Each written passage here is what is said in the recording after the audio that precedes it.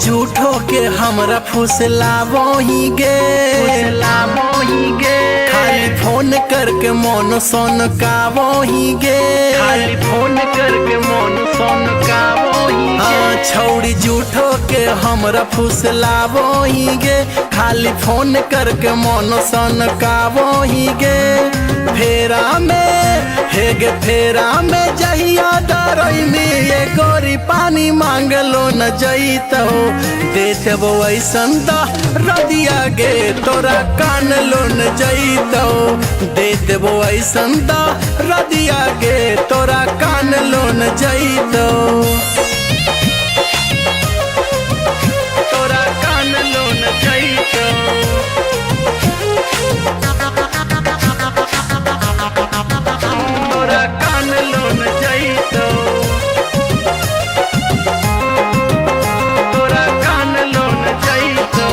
रात भर जागल रही हम तोरा प्यार में कहियो न ऐनी छौड़ी हमरा अखबार में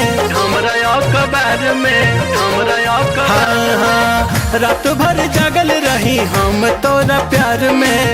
कहियो न ऐनी छौड़ी हमरा अखबार में सच कहियो तोहर कहानी तोरा बनैबो अपन रानी 6 महीना में खिल जीतो छौड़ी के चढ़ल जवानी चुप चोरी मिले आई बाऊगे केकरो जान लो न जईतो दे देबो ऐसन दा रदिया के तोरा कान लो न जईतो दे देबो ऐसन दा रदिया के तोरा कान लो न जईतो तोरा कान लो न जईतो तोरा कान लो न जईतो तोरा कान लो न जईतो हे गे छौड़ी बाली पहर के ओठ लाली लगाई के ललचाबो ही लाइक वीडियो बनाई के हाँ हाँ बाली पहर के ओठ लाली लगाई के ललचाबो ही लाइक वीडियो बनाई के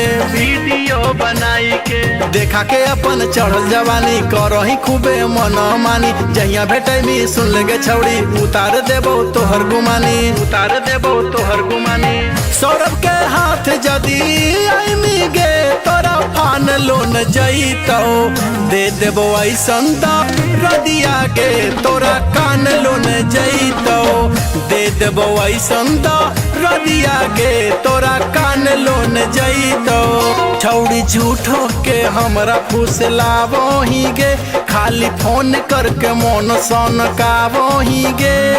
फेरा